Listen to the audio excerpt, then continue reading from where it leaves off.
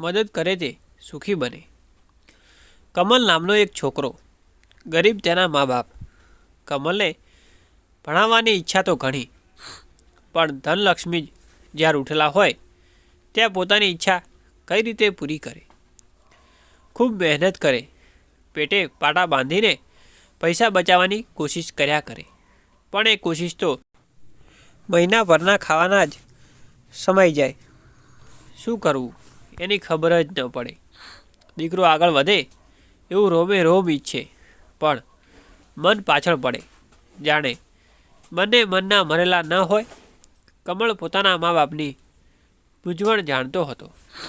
કમળે મનમાં નક્કી કર્યું કે પોતે પણ થાય એવું કામ કરવા, મા બાપને મદદ પણ થાય અને ભણવાનો ખર્ચ પણ કાઢી શકાય।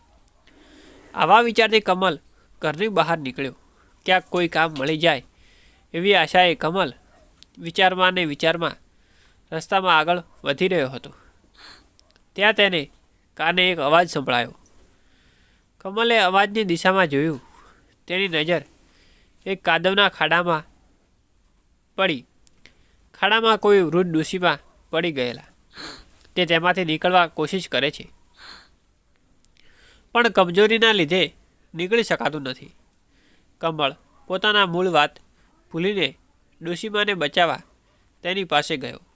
તેણે ડોશીમાનો હાથ પકડીને કાદવમાંથી કાઢ્યા, પછી હાથ પકડીને નદીએ લઈ ગયો। એક પથ્થર પર બેસાડીને તેની ઉપર પાણી નાખવા લાગ્યો। ડોશીમાના શરીર ઉપર ચોટેલો કાદવ ધીમે ધીમે સાફ થવા લાગ્યો। પછી ડોશીમા બોલ્યા, દીકરા, મને જરા પાણીમાં ઊભી રાખને, એટલે હું એક ડૂબકી મારી લઉં।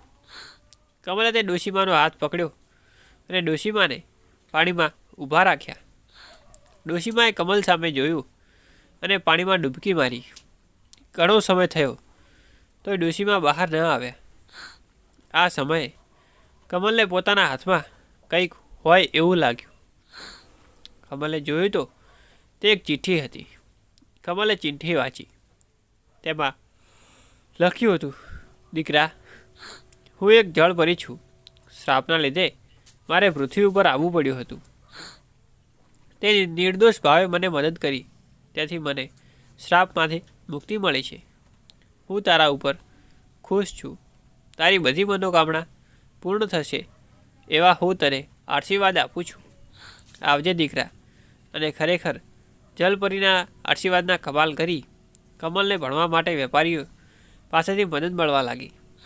વધુ અભ્યાસ માટે કમલ વિદેશમાં પણ જઈ શક્યો। બધો જ ખર્ચ કોઈને કોઈક દયાળુ તરફથી મળી જતો।